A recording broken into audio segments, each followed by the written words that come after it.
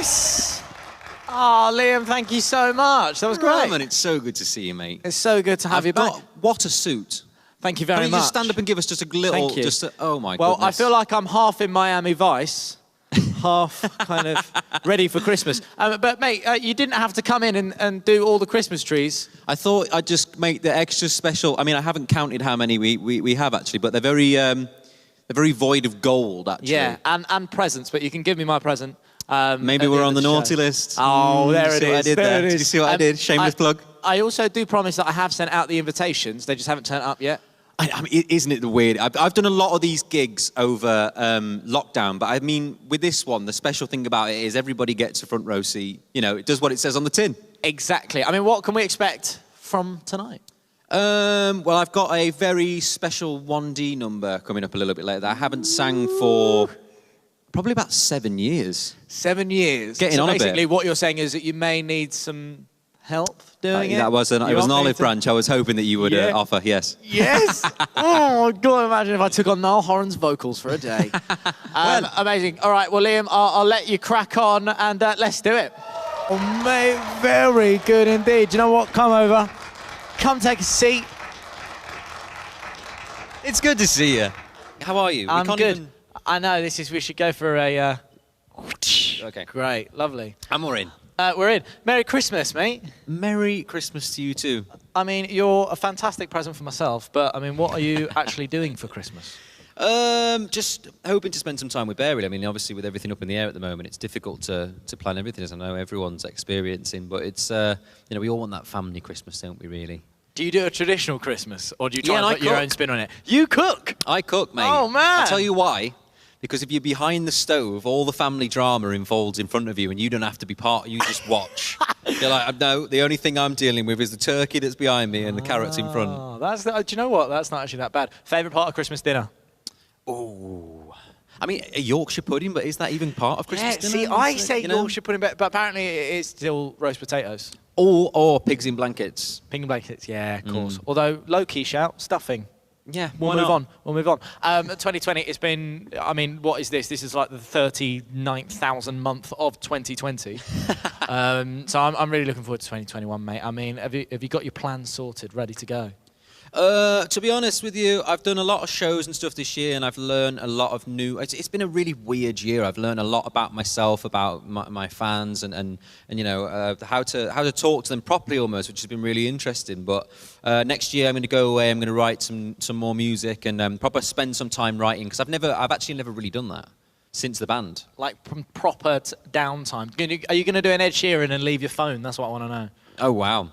That's a big deep. one. That's a big deep. one. Yeah. I don't know how he does it. I don't know how he does it. Listen, mate, you mentioned them there. You have gotten to know your fans so well over 2020. Your connection with them is amazing. So we asked them for a couple of questions. All right. So prepare to be grilled, because my word, Liam Payne fans, they go in. Right, first one. What's the funniest thing that has ever happened to you during a performance? The funniest thing. I mean, it wasn't really funny for me. It was probably funny for a lot of other people. But we played Croke Park. It was our second stadium tour gig we'd ever done. Sure.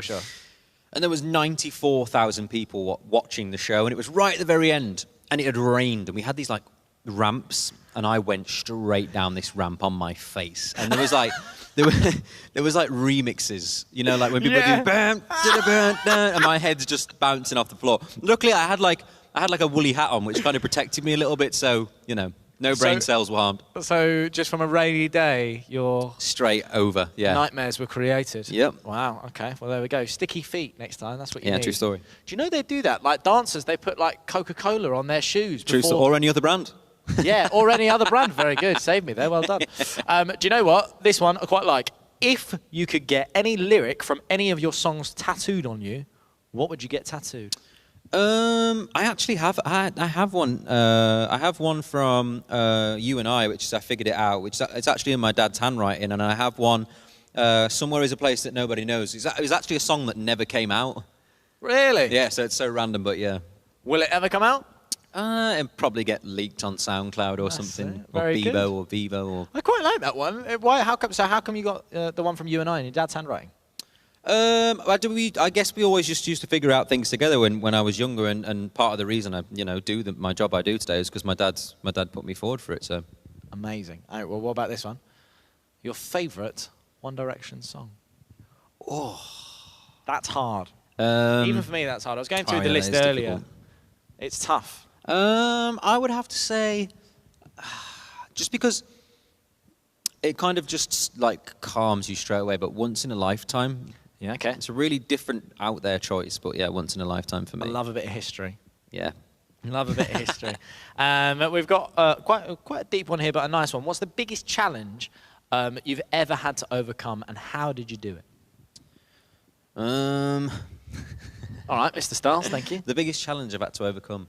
I mean, stage fright's a massive one. I think all of us have suffered with that at certain points. And to be honest with you, it seemed to have got harder for me as I got older. I don't know whether I became a bit more aware of what I was doing, or, I think it's difficult. And sometimes I don't think it's one you ever really get over. You just kind of get on with it. It's just part of the game. You just get on with it. Yeah, exactly, yeah. Do you have any things to try and relax you? Are you meditating behind the scenes?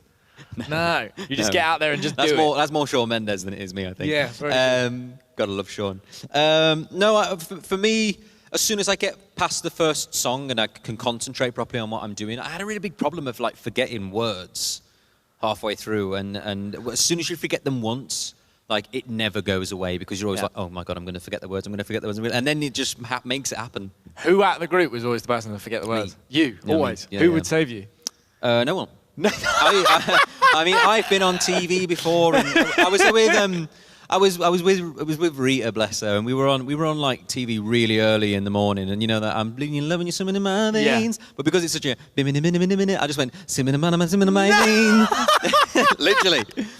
Check it out on YouTube. It's funny. I like that. I also really like this next question. Now, over lockdown, your hair has become a big talking point. What about this? What shampoo does Liam use? How often does he shampoo and condition his hair? And I can't come too close to you, but what does it smell like? Are you a shampoo conditioner person? Yeah, well, yeah, I think everybody is. No, psychopaths just go in shower gel in the hair. Really? Yeah. No. Yeah, trust me. My hairstylist is over there. I'm sure he's losing it right now. Szechuan was the name of the shampoo, I believe. Sorry, I thought you were ordering sushi. Sorry. Okay, so you use that type of... What does your hair smell like? I can't come close to you. I mean, probably lots of things, and abundance of hairspray. It's probably extremely flammable. Extremely flammable. There we go. I mean, big question. Do you wash your legs in the shower, though, Liam? Yes, but have you ever noticed, as a man, when you get out the shower, that you never quite fully dry your legs before they go into trousers? Ever. They were always... Also, shoulders. Do you know who told me that? Who came up with that one? Louis. Did he? Yeah, he said it to me. He was like, he says, what's one thing you wish you could change about yourself? And he's like, I'd dry my legs probably before I put my trousers on. As a man, you just go... I mean, every man in the room, have your legs ever been dry going into a pair of trousers? Never. But raise a hand. Exactly. It never happened. Not one hand. All right, what about this? What is the name of the group chat with the boys? Ooh. Oh, good question. That's a good one. I don't know. I think it's just called The Boys. The Boys. It's not Da Boys with a Z. Is it? No, I don't think it's Da Boys. That would be good if it was. Yeah. The idea of everyone typing into Da Boys would be great. There's no picture on it, though. Oh, that's got to change. Yeah, I know, actually. I should put, You should set the picture today. It's got to be one of Niall, really, hasn't it? Yeah, we've got to find, an old really Niall. Ellen DeGeneres Niall. I'll just send you any pictures of me as a kid. Ellen's not so generous. Yeah. What about this one? Out of everything he has done this year, what are you most proud of? Everything who's done? You. I've done? Yeah. Believe it or not, today is about you, Liam. Oh, wow. Look at that. It says your name there. My own personal... It says your name there. I thought it was Jesus' birthday, apparently. So what are you most proud of for 2020? I think, to be honest with you, I am most proud of being able to at least put a smile... the one thing I never take for granted about this job, to be honest with you, is the fact that you get to put a smile on someone's face, and although everyone's had it pretty difficult, I'm hoping that anything that I've done this year, be it online or the live shows that we did, if at least brightened, a little bit of time for some people, because it's been boring, it's been difficult, you know what I mean? And I found it especially difficult in the last few weeks being away from family members and, I mean, I think, you're saying it, it's difficult being away from family members, but it's nice to run out the year at Christmas time, hopefully get rid of 2020. But what I really want to know is, as one of the world's best famous dads, behind Martin Kemp, obviously. And Peter Andre. Yeah, and Peter Andre. What a lineup. It sounds like a great band, though. It does sound like a really good band. Can you give us any clues as to what you've got Bear for Christmas? I mean, I can't give you too much away, but it's it can go fast, I guess. It's got 2 wheels. I can't believe Bear Payne has got a Ducati for Christmas. He did phone me up the other day, and he got this little list on the tree, and it's like something to show, like, if you're naughty, we know. And he went, I've been very naughty. And I'm like, what do you mean you've been very naughty? And he went over to listen. His mum was like, yeah, he was naughty for one day this week. And then he was going, but Dad, good. And there was like 14 goods. And I'm like, yeah, I understand. But you've still been naughty. No, I have been naughty. What were you doing? It's brilliant. And then he turned around and said, Merry Christmas, you filthy animal. Well, then that gets back the motorbike, yeah, doesn't exactly. it? Yeah, Bear Payne on a motorbike. What about this one? Will you try and get the other 1D boys on a Zoom chat for a Christmas get-together? I'd love that. Honestly, I would. And I was on the phone to Louis for a good hour yesterday. And yeah, I think we just need a proper catch up. Actually, it was nice to catch up for the 10-year anniversary. Yeah. But yeah, I'm hoping we've got a lot more to come from us. I sound like I'm talking about like a football club. We play really well in defence. Yeah. But I think we've got a lot more to come, and it's tough out there singing these songs on your own. Some of them are really difficult. There's a reason there was 4/5 people there to overtake sometimes. But yeah, definitely miss them, and I hope we catch up. Who would be the first? No, who would be the last to join the Zoom call? Oh, good question. Louis would probably be late. Louis would be late? Yeah, I'd say he'd probably be a bit late. No, actually, no, he wouldn't. I would imagine Harry being late. You reckon so? Just because, open really the laptop, slowly press join. I haven't clicked my audio on. Do you know what I mean? Like that's it. And finally, this is the question that I've been really excited to find out.